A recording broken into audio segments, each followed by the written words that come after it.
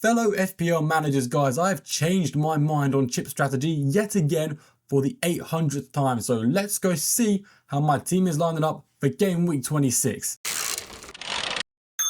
Ladies and gentlemen, we did it. Despite owning Gakpo instead of Chris Wood, instead of Watkins, we still managed to claw a green arrow out of nowhere on the final game of the double game week. All thanks to Trent and Unai Emery. Honestly, guys, I could not have been more fortunate. A Trent goal that had a slight deflection and Unai Emery getting me the table bonus draw against Liverpool, even though they just drew to Ipswich a few game weeks earlier.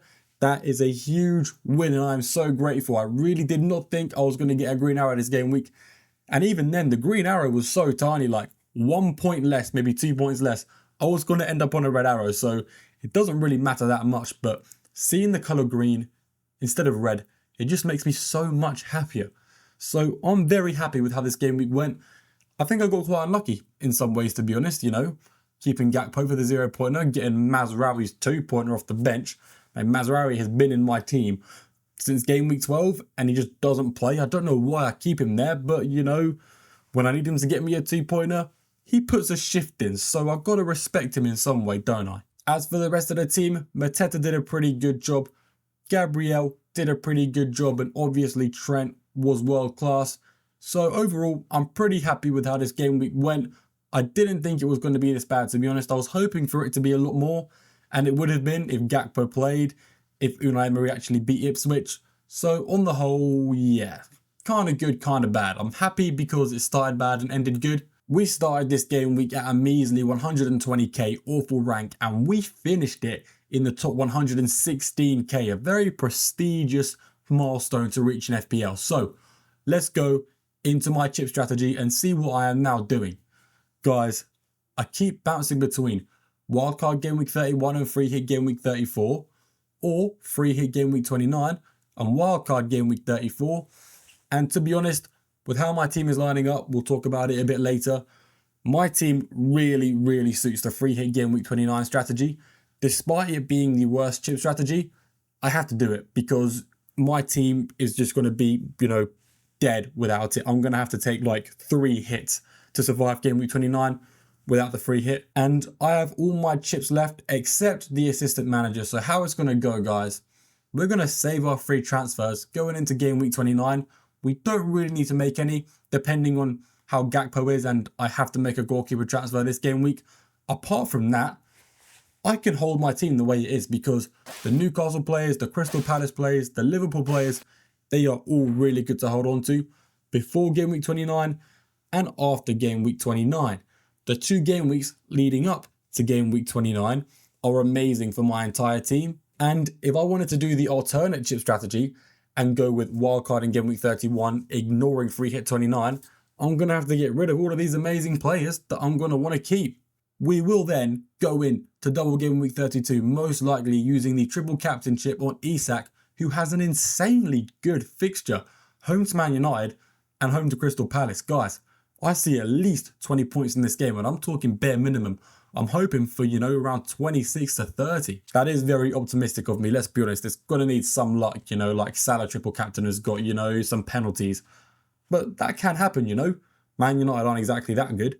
Crystal Palace are on good form, but they're not exactly that good either. After that, we bench boost into game week 33 with as many double game week plays as we can, using all the free transfers I saved up over the weeks leading up to it to get the best team possible and hopefully have my best game week of the season, which then takes us into blank game week 34, in which I would have like all my team blanking because all the guys that are going to double in game week 33, they're going to blank straight after in game week 34, which is why I have wild card 2. The reason why this chip strategy is worse is because you only get 5 game weeks out of a wild card.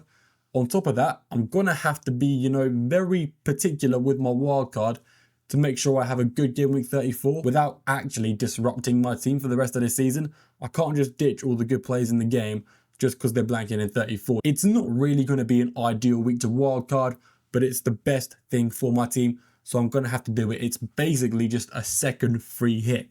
But I'm going to have lots of free transfers saved up. Fingers crossed, no injuries, nothing bad happens. so I should be good to go either way. As for the transfers I made this game week, guys, I don't currently have an active playing goalkeeper and I've only got one free transfer. So it's very simple, very, very boring. I sold Sanchez and I got David Raya. So let's see how my team is lining up for game week 26, because I'm going to be honest, guys, I am scared for this game week. I do not expect a green arrow or anything near it. As you see the team now, as we pull it up, we'll start in the defence. We've obviously got new signing David Raya, and that makes it double Arsenal defence, which I'm really happy about. We all know Arsenal has the best defence in the league. There's no questions about it. Their defensive numbers are better than everyone, including Liverpool's. Liverpool are sort of a close second, but they're really not that close behind. They're just closer than anyone else. So fingers crossed, I'm getting a total of, between 12 and 15 points from these guys. That would be huge. As for Trent, I don't expect much, but, he can do pretty well in these games. He scores in some hard games. He gets clean sheets in some hard games. So I never know what to expect. Then we got Kirkes. Guys, Wolves are so bad. Wolves are an awful team. Cunha's a pretty good player who can score worldies, can score chances from absolutely no expected goals. But I'm pretty optimistic if that doesn't happen, Kirkes can get me some points. He was very unlucky to not give me any against Southampton, which kind of annoyed me because I was hoping for a lot from him. At the end of the day, he let me down. But as a kind manager, I'm giving him another chance because I like to keep the faith in my players. If I give up on my players after one game week, what sort of precedent does that set for the rest of the team? On everybody's soul, Ismail Sarr is getting at least 10 points this game week, okay?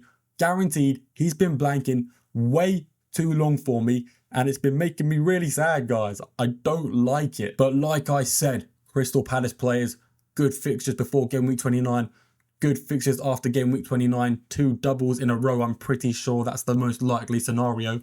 So how can I abandon Ismail Sarr? It would be such a foolish thing to do. And, like I said, guaranteed 10 points this game week.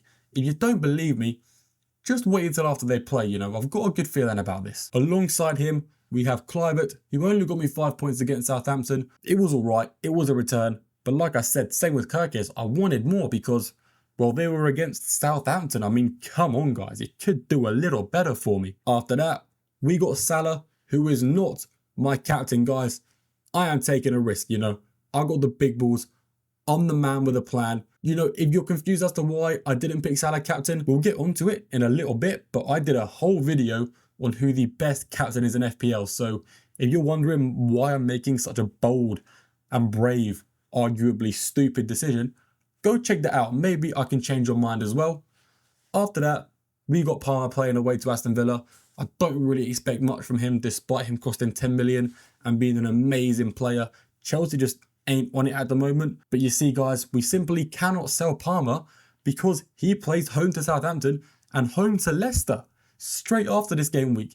If you sell Palmer, it's simply a skill issue.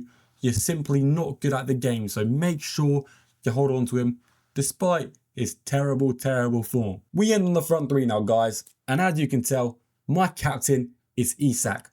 I'm not going to go into it way too much now because I did a whole video on it, but the underlying data, better for Isak. The fixture, better for Isak. And Man City have a really strong left flank. Only 19% of their chances conceded at home this season down that flank. And that's Salah's side. Guys, pay attention to the stats. I know Salah gets lucky sometimes. I know Salah can score from the smallest of chances, but all the signs are pointing towards Isak as the best captain. If you don't want to follow me on that journey, that's okay. You can take your loss by playing it safe, by being a sheep. I'm going to be a lone wolf and take my wins. Alongside him, we have the hero known as Mateta, who I think will finally start to outscore Chris Wood. He's been keeping up with Chris Wood recently. I think with Chris Wood's tough fixtures and Mateta's good fixtures, I could be in for some green arrows very shortly. And then finally, the final forward we got is Gakpo. Now, are we selling or are we keeping Gakpo, guys? That is the question. If Gakpo is confirmed to be out for at least 2 more game weeks, I'm going to let him go, okay? There's going to be a press conference before the deadline, and if it turns out he's not going to be available for home to Newcastle or home to Southampton, I'm going to ship him out. I'm giving him the boot. But if he's back by then, I want to hold on to him because Liverpool players are so crucial to hold on to if you're on free hit 29, which is the plan I'm doing. And if Gakpo can be back by game week 27, that's good enough for me because I didn't expect much from him playing away to City anyway. So if you guys have Gakpo and you're wondering what to do, just wait and think about your chip strategy. If you're not going to free hit in game week 29, going from Gakpo to Cunha is a pretty solid move. I rate it. You could wait a week to make that move, but Cunha's fixtures are about to get real good. If you're like me and you're on free hit 29, wait for that deadline news because he plays home to Southampton soon and he's got good fixtures after blank game week 29. So he'd be so good to hold on to if you can. Looking at the overall team as a whole right now, guys, you're noticing a common theme. It doesn't look like a good game week. It looks like I'm destined for failure. I talk about this team with, severe optimism, with delusional hope. But look at how many bad games my players have. Also, I forgot to mention my assistant manager is still active. I only have one free transfer and I'm not taking a hit to sell him. So I've got Unai Emery playing home to Chelsea with my final game as the assistant manager. I, once again, don't expect much, but Aston Villa playing at home are pretty good and Chelsea are in terrible form. So I don't know what to expect. If he wants to get me points, go for it, mate. I'm happy. If not, I didn't expect much anyway. Guys, if you did make it this far, let me know what you think of my team. Let me know if you think I made the right decision with my transfers. I think it was a pretty straightforward one this week. But next thing I know, Sanchez will start the game and save a penalty or something. If you did make it this far, you are greatly appreciated. Make sure you subscribe. Make sure you smash and like. And guys, I will see you all in the next video.